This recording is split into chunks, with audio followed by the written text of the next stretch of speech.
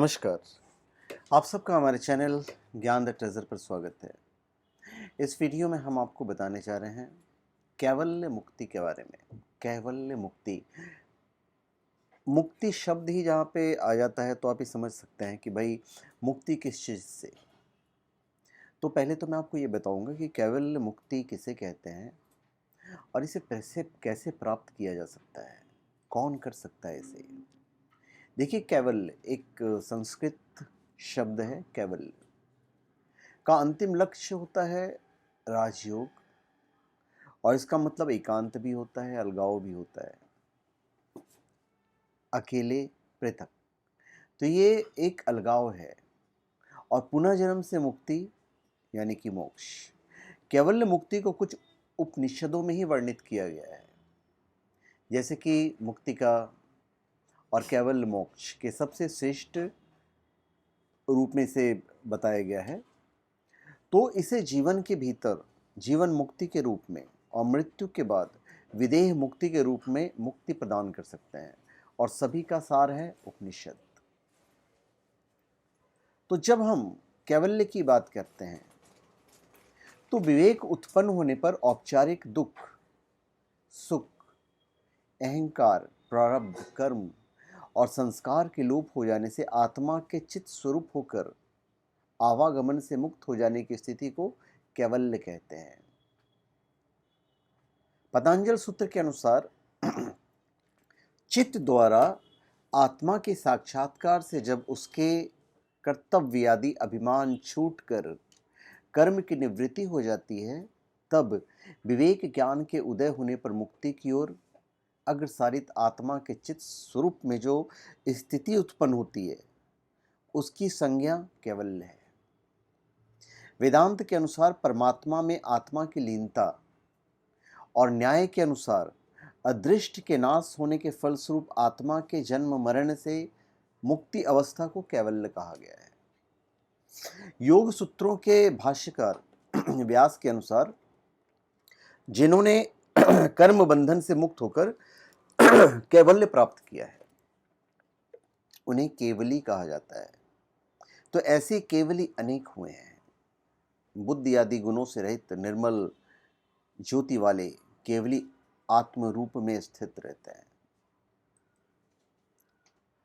हम जब परमात्मा का ध्यान करते हैं तो ध्यान करते करते जब हम परमात्मा रूप हो जाए, परमात्मा स्वरूप में पूरे चले जाएं, तो ज्ञानी पुरुष के लिए कैवल्य मुक्ति है। ज्ञानी पुरुष जब ब्रह्म का चिंतन करते करते ब्रह्म रूप हो जाता है, या भक्त जब भक्ति की अधिकता से परमात्मा से एक रूप हो जाता है, अर्थात ध्यान करने वाला जब ध्येय के साथ एक रूप हो जाता है, तो वेदांत के भाषा में उसे कैवल्य मुक्ति कहते हैं। प्रारंभ में ध्यान करने वाला, ध्यान और जिसका ध्यान किया जा रहा है वह परमात्मा मतलब ध्येय, ये तीन होते हैं।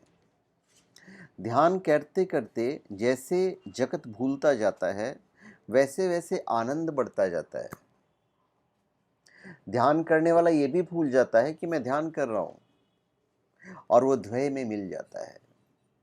तो इस प्रकार ध्यान में अत्यंत तन्मयता आने पर तीनों में से एक ही रह जाता है, और इसे ही कैवल्य मुक्ति कहते हैं। जिसे मैं एक उदाहरण द्वारा समझाता हूं, बड़ा ही सरल उदाहरण है। एक चिड़िया थी। उस चिड़िया को समुद्र मापने की इच्छा हुई, तो उसने अपने सारे भाई बहनों को इकट्ठा किया और कहा कि मैं समुद्र की गहराई नापना चाहती हूँ, और जब मैं नाप लेकर बाहर आऊंगी तब आप लोगों को समझाऊंगी कि समुद्र कितना गहरा है। और ये कहकर वो समुद्र में कूद गई, लेकिन इसके बाद वो कभी बाहर नहीं आ सकी और समुद्र में ही मिल गई। दूसरी तरफ प्राणी बिंदु और परमात्मा सिंधु है।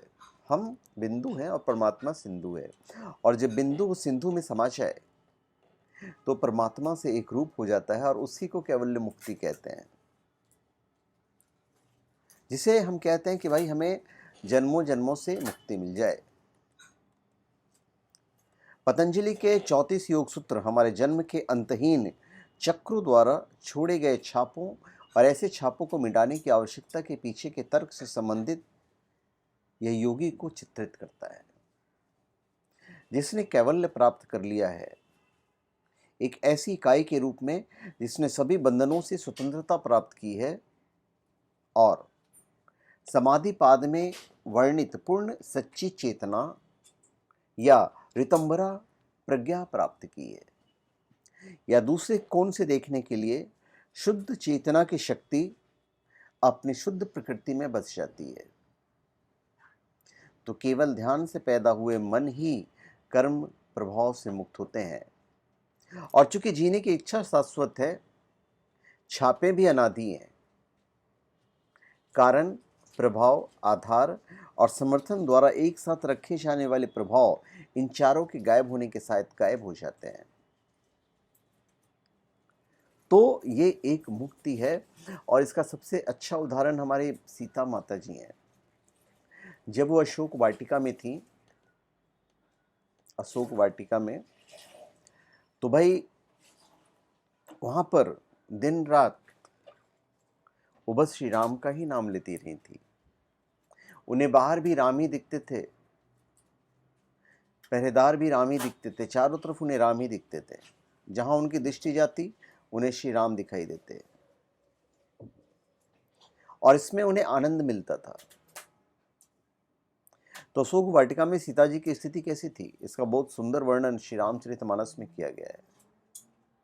और हनुमान जी सुनाते हैं भगवान श्री राम को कि सीता जी का संदेश जो सुनाते हैं, तो सीता जी के प्राण कैद हो गए। वो कहते हैं, आठों प्रहर बस आप ही के ध्यान के किवाड़ लगे रहते हैं, अर्थात आपका ध्यान कभी छूटता ही नहीं है। आपकी श्यामल माधुरी मूर्ति कभी मन के नेत्रों से परे होती ही नहीं है। जब वो पलकें खोलती हैं तो बाहर राम दिखते हैं, जब पलकें बंद करती हैं तो अंदर राम दिखते हैं। तो एक तरह की कैवल्य मुक्ति होती है। तो ऐसी स्थिति में हनुमान जी कहते हैं कि आपके वियोग में प्राण भी नहीं निकल पाता है, क्योंकि अंदर भी तो राम ही है। त्रिजटा उनकी बहुत सेवा करती थी, और वो जानती थी कि भाई ये कोई साधारण महिला नहीं है। और जब माता सीता ध्यान रखती थी तो उन्हें भीतर भी आत्मस्वरूप में श्री राम के दर्शन होने लगे, और वो भूल गई कि वे जनक पुत्री हैं और श्री राम के साथ उनका विवाह हुआ है। बस बाहर भी राम और भीतर भी राम, और राम की सिवाय और कुछ भी नहीं। न तन की सुध न बाहर की सुध, और उनकी समाधि लगी रहती थी। कई बार सीता जी ने कहा है कि श्याम के वियोग में उनका ध्यान करते हुए कदाचित मैं मिट जाऊं, सीता न रहूं, राम हो जाऊं तो, परंतु मुझे पसंद नहीं। त्रिजटा कहती हैं कि इसमें बुरा क्या है। आप यदि राम जी का ध्यान करते करते राम हो जाती हैं तो उनके वियोग में रोने का कभी अवसर ही नहीं आएगा।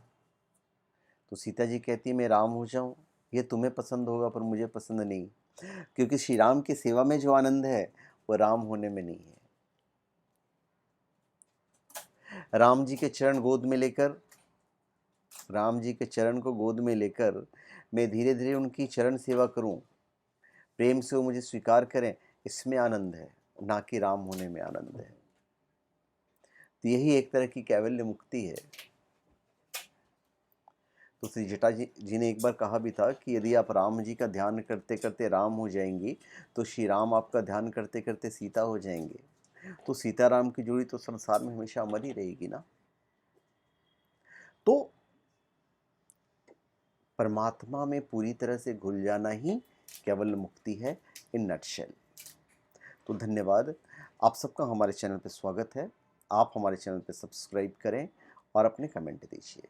धन्यवाद।